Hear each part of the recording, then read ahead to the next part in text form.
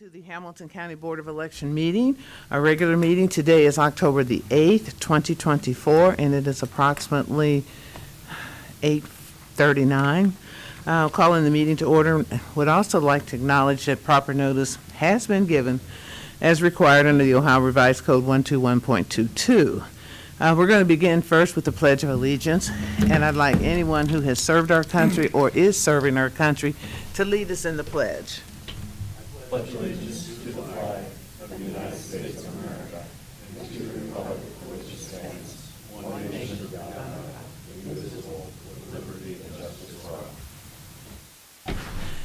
And thank you for serving our country. We have our board meeting minutes from September the 30th. We've received those, reviewed them. Any additions or changes? Nope, short and sweet. I move that we approve the board meeting minutes from the September 30th, 2024 board meeting. Second. All those in favor? Aye. Aye. Anyone opposed or abstaining? That motion carries. Next, we have a hearing regarding registered voter challenges. Mrs. Poland. Yes, Administrator Chuck Eckert will present those to the board.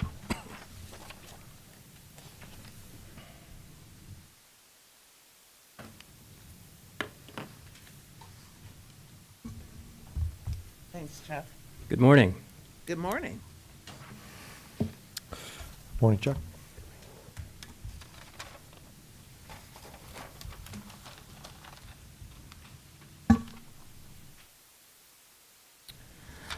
So we will begin with the shorter spreadsheet challenge voters, September 30th, 2024, Strzelecki, Michigan. There were 4 challenges filed on September 30th. I'd like to point out that number 4 was not signed by the qualified elector. The name of the qualified elector and the name of the person who signed the challenge form are different.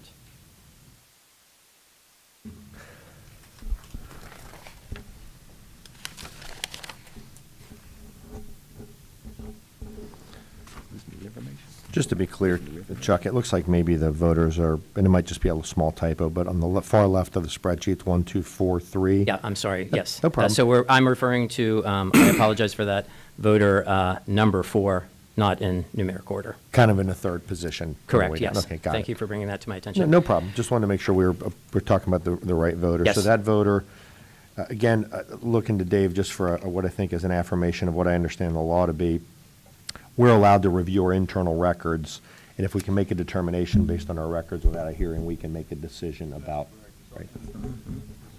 Strict compliance issue with respect to who signed the form. Okay, very good. All right, so that's as it relates to number 4. Go ahead, Chuck. Okay, Sorry. so the other 3 remaining appearing on the spreadsheet, just want to point out that a letter, copy of the challenge, a registration update form, and a cancellation form were mailed to all. They were sent on October the 8th, and we have received no response from any to date. Understood. Okay, very good. Thank you. The chair has asked me to sort of do what we did in our last hearing, and that is just perhaps run this portion of the meeting, and I'm happy to do that for the entirety of the board. So we can be consistent. Thank you, Madam Chair. So I think perhaps what we'll do then is hear about the second spreadsheet. It's a short enough list, and then we can have the challenger offer testimony as to the balance. But so right now, what we've heard, just to summarize, on the Michigan spreadsheet, voters 1, 2, and 3, well, their 3 appears to be in the 4th position at the bottom. Mm-hmm. We've sent letters to those, no response. But number 4 was not properly signed according to staff, and we'll review that when it's appropriate. Now, can you take us on to the second spreadsheet, Mr. Eckert? Yes, sir.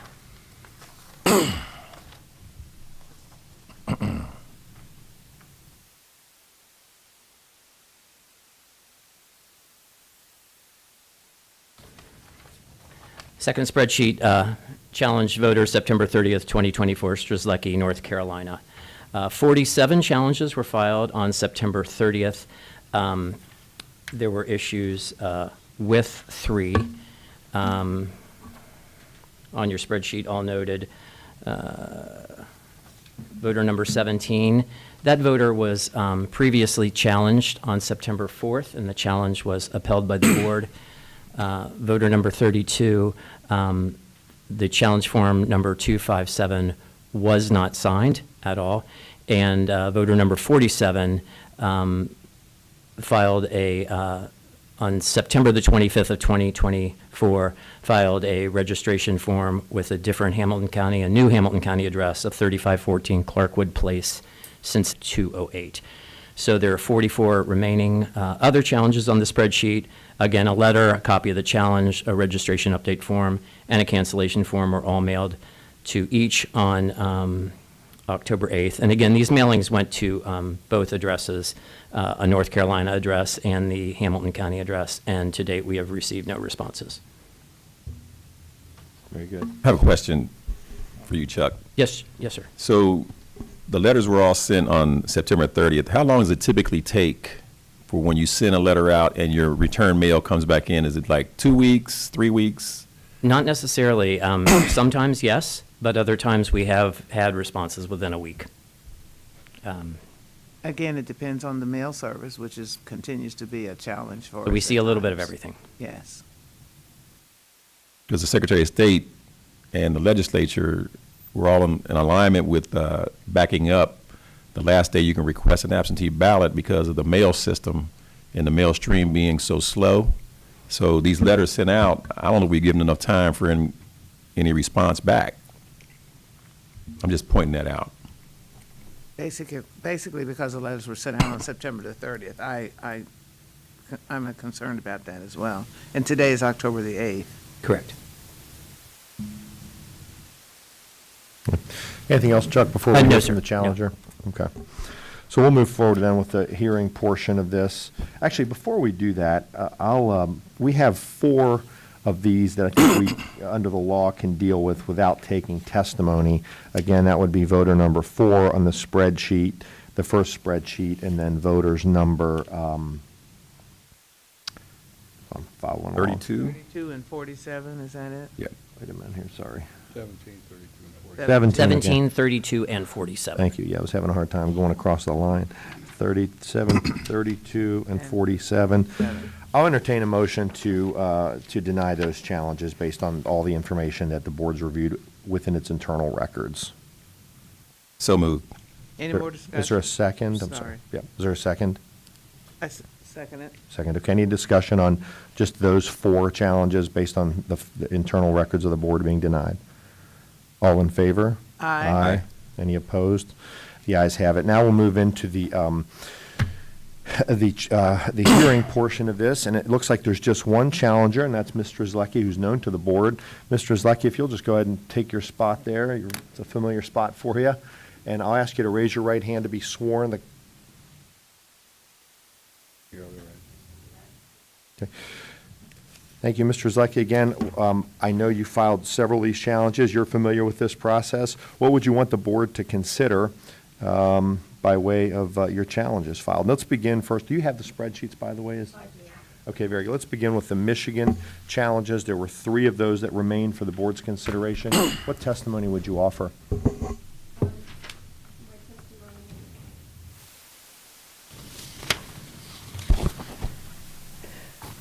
I have evaluated NCOA data and the Michigan Secretary of State website to verify registration in Michigan, and I used Check My Vote, a third-party site that I'm able to look after inputting the person's name, their birth date, and address, and it shows that these 3 remaining people have a history of voting in the state of Michigan. Ms. Black has even voted as recently as the March primary election. So I feel that the supporting documentation that I've provided you shows that she has moved, the NCOA move from Hamilton County address matches the move to NCOA address in Michigan, and it does show not just registration, but a voting pattern. So the National Change of Address Database Does it show, having not looked at that in a while, does it show the original registration address on Spring Street when you see it? You see what I'm saying? Yes. Okay, and then it shows a new address in On- Michigan? yes. Okay, and that matches with what the board has in its records as well? Yes. Were you able on that one to confirm date of birth or anything? On, First of all, on voter number 1, Ms. Black, again, that's a fairly common last name, which is why. I think right, the but her additional first name, safeguard- Shanita, is not a very common first name. I'm looking for my other document. Oh, sorry. Chuck, do you have what was filed for the? No, Yeah. I just had it. Take your time. Here it is. The only thing that you are able to determine looking at the voter history is the year of birth. The year of birth, you The said. year of birth, which is similar to the documentation that I presented in Sure. September. Oh, there it is on the back, okay. So it matches with year of birth, name, and both the move to address and the move from in Hamilton County.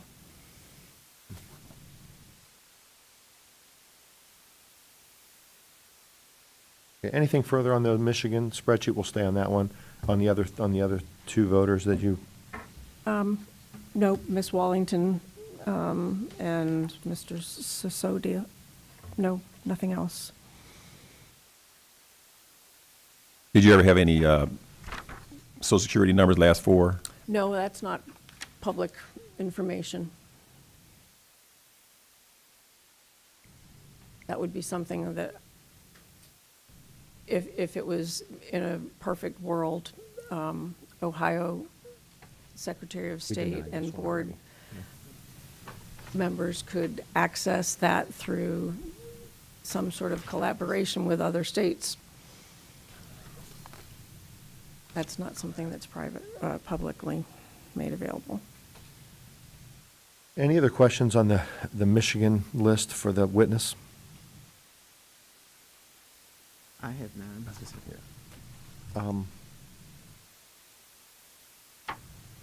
Chuck, And- do- Oh, that's Go Yeah. go ahead. No, Go that's ahead, it. you can, That's all okay. for Michigan. Chuck, do we keep middle names as well? I know the middle names creep into our spreadsheet, but do we get those from our records or from theirs or from both? If it's on our record. So on the spreadsheet that you prepared for the board, would that, if you put it on there, does that mean we have it? Yes. Okay. So when the middle name matches our records and the checkmyvote.org. As well as the identifier. Michigan. Yeah, I'm sorry, I'm just questioning him for right now. I'll come back to you, I promise. You see what I'm going with this? Yes, I do. Yeah.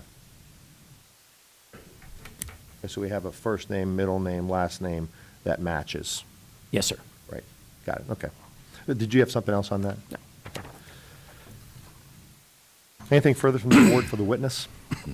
I have none. Okay. No.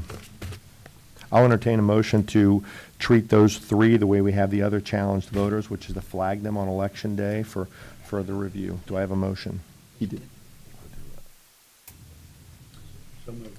Second. Discussion. So we've done, yeah, so we're remaining consistent. If you vote for the motion, it would be consistent to do what we've done with the other challenged voters as filed. Okay. And that would be to challenge them at the polling location, not to take them off the rolls Not to entirely, take but to them off. challenge them.